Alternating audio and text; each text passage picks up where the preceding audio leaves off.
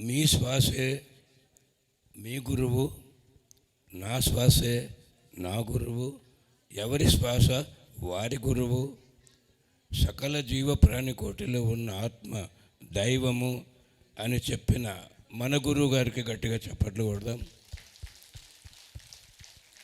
మన గురువు గారి పరమ గురువు అయిన సదానంద స్వామీజీకి కూడా గట్టిగా చప్పట్లు. మనందరికీ ప్రతిసారి బోధించింది ఏమంటే సహనమే ప్రగతి. ఈరోజు మీ అందరూ ఇంత సహనంతో కూర్చున్నారు. మీ అందరికీ నా నమస్కారాలు. శ్రద్ధావాన్ లభతే జ్ఞానం.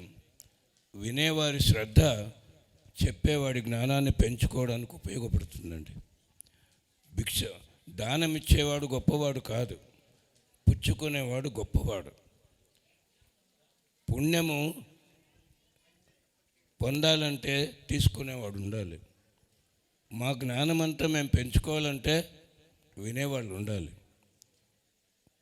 వినడము చెప్పడం అని మన పిరమిడ్ మాస్టర్లు మనందరం చేసే పని ఒకటే. శ్రద్ధగా వింటాం. మీ అనుభవాలు నేను వింటాను, నా అనుభవాలు మీరు వింటారు. ఈ అనుభవాలు అందరికీ చెప్తాం. ఇదే మన పిరమిడ్ సొసైటీలో మనం గురుగారి దగ్గర నేర్చుకున్నది. మనము సమయాన్ని వృధా చేసేవాళ్ళు కాదు. ఎక్కడి నుండో వచ్చి ఇక్కడ ఏ వైభోగం లేదు. ఇంత శ్రద్ధగా ఇక్కడ కూర్చోవాలంటే మనందరము నిర్ణయించుకున్నాం. మన గురువుగారు ఏమైతే మనకు బాధ్యత అప్పగించారో, సాకార జగత్, ధ్యాన జగత్, పిరమిడ్ జగత్, దాన్ని మనం పూర్తి చేయడానికే ఈ భూలోకానికి దిగొచ్చాం. ఆయన 2095 వరకు ఉంటానన్నవాడు ఎందుకు తొందరగా వెళ్ళిపోయాడని ఎందరికో ఒక పెద్ద సందేహం. ఆయనకు తెలిసిపోయింది, నా సంకల్పాన్ని పూర్తి చేసేవాళ్ళు లక్షల మంది పిరమిడ్ మాస్టర్లు సిద్ధమైనారు, నాకు ఇంక భూలోకంలో పని లేదు అని వెళ్ళిపోయాడండి. ఆయన శరీరం వదిలాక ఆయన చైతన్యం మనందరిలో నిండిపోయింది. నేను గమనిస్తున్న ఆయన వెళ్ళిపోయాక మన వేగం చాలా పెరిగింది. శాకార ర్యాలీలు అయితేనేమి, పిరమిడ్ల నిర్మాణం అయితేనేమి, ధ్యాన ప్రచారం అయితేనేమి అద్భుతంగా సాగుతుందండి. దీనికి కారణం మనందరి ఏకత్వం. మనందరం ఒక్కటిగా పనిచేస్తాం. ఇక్కడ ఎవరు కూడా నువ్వు ఇలా ఉండాలి అని చెప్పం. ఎందుకంటే ఆధ్యాత్మికత అంటే స్వేచ్ఛ. ఆ స్వేచ్ఛ ఇచ్చాడు మన గురువు మనందరికీ. ఎవరెట్లయినా ఉండని, వారి సరిగ్గానే ఉన్నారంటాడు. ఎవరెలా ఉన్నా మనం స్వీకరించాలి. వాడి ఇష్టం, వాడి బుద్ధి, వాడి గుణం.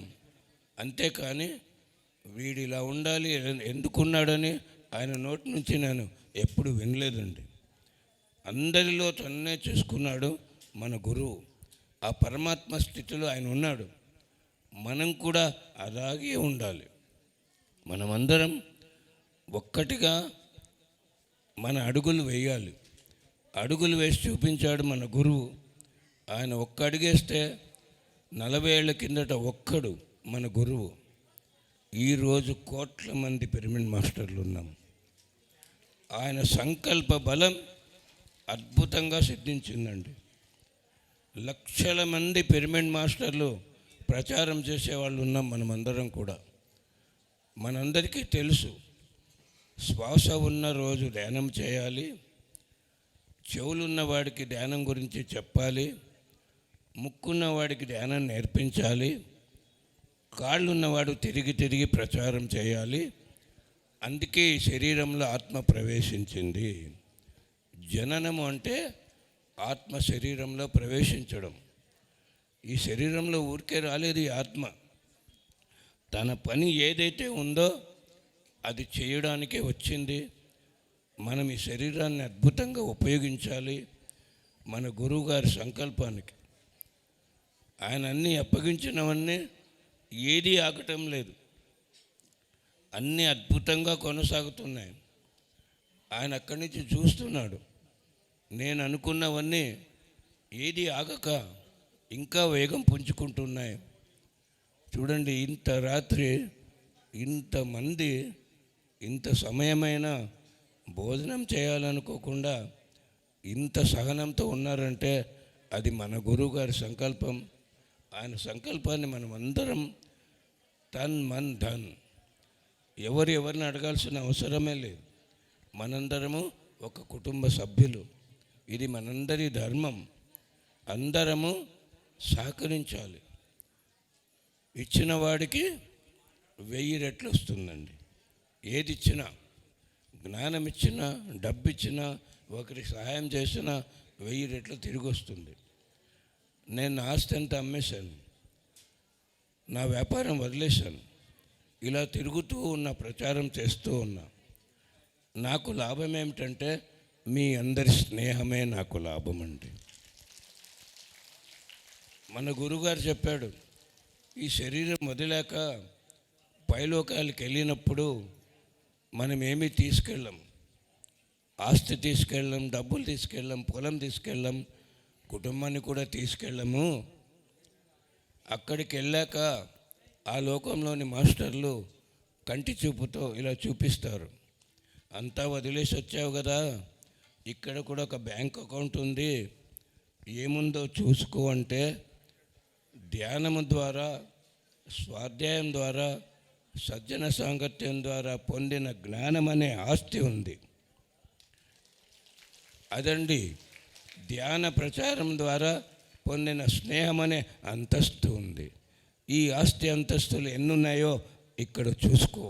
ఇవి తరిగేవి కాదు, పెరిగేవి, శాశ్వతమైనవి. మనం ఈ జన్మ మిత్రులు కాదు, జన్మ జన్మల మిత్రులు మనమందరం. మరి ఈ జన్మలో మనందరం ఇలా కలుసుకున్నాం, ఎందరినో మిత్రుల్ని చేసుకుంటున్నాం. ధ్యానానికి ముందు నాకు 10 మంది మిత్రులు లేరు. నా మాటలు ఇలా ఉండేవి కాదు. ఒక పెద్ద అజ్ఞాని నేను వెనక్కి వెళ్ళి చూస్తే ఇలా మాట్లాడేవాడినా అని నాకే అనిపిస్తుంది. ఈరోజు నా మాట మారింది. లక్షల మంది మిత్రులను పొందాను. నాకెవరు ఇష్టమయ్యే వాళ్ళకో ధ్యానకు ముందు, ఇప్పుడు ఇష్టం లేని వాళ్ళు ఎవరు ఈ ప్రపంచంలో లేరు.